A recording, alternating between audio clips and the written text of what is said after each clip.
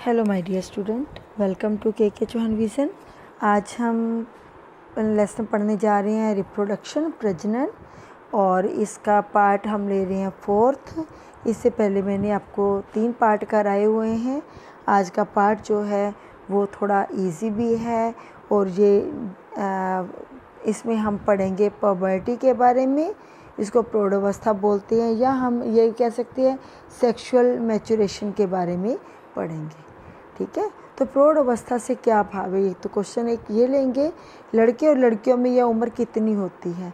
प्रौढ़ उम्र के दौरान लड़के और लड़कियों में हमें क्या क्या परिवर्तन देखने को मिलते हैं? तो पहले हम पढ़ते हैं प्रौढ़ अवस्था या यौवन अवस्था या पबर्टी क्या होती है। ठीक है, तो जीवन की ये वो अवस्था होती है जिसमें सेक्स हार्मोन जो है वो डेवलप हो जाते हैं, और या फिर हम कहें कि युग्मक जो गैमीट्स है वो बनने शुरू हो जाते हैं।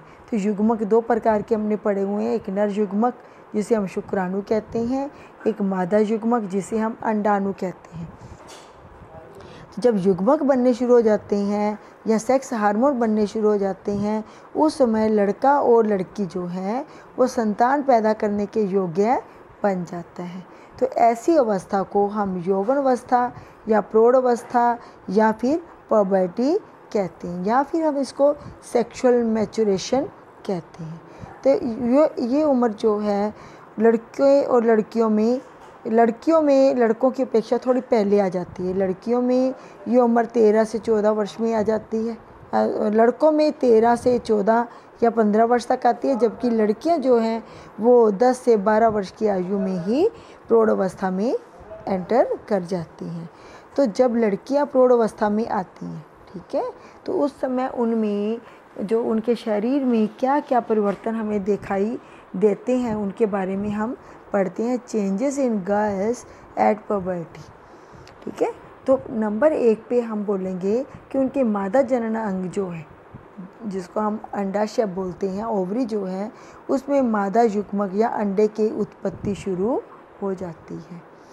तो अंडाशय में 2 प्रकार के सेक्स हार्मोन होते हैं, एक तो ओस्ट्रोजन और एक प्रोजेस्टेरोन। ये दोनों ही हार्मोन बनने शुरू हो जाती हैं। इन हार्मोन्स का इफ़ेक्ट क्या होता है? उन लड़कियों की आवाज़ जो है हल्की और मधुर हो जाती है, और योनि का आकार जो है, जिसको हम वैजना बोलते हैं, उसका आकार बढ़ जाता है, और मासिक धर्म शुरू हो जाता है।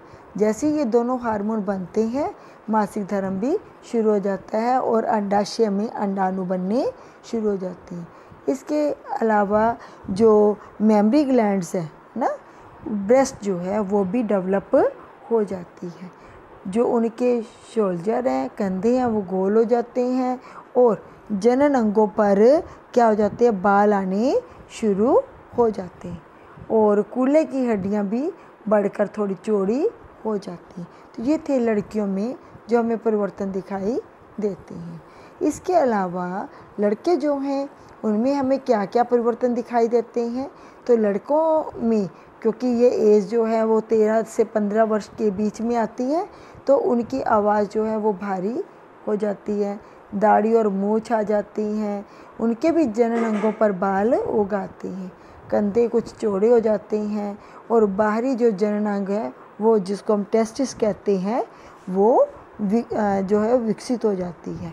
इसके अलावा जो टेस्टिस हैं उनमें नर युग्मक, जिसको हम शुक्राणु कहते हैं, वो बनने शुरू हो जाते हैं। ठीक है, तो ये हमारा था क्वेश्चन आज पबर्टी से रिलेटेड या सेक्सुअल मैच्योरेशन से रिलेटेड।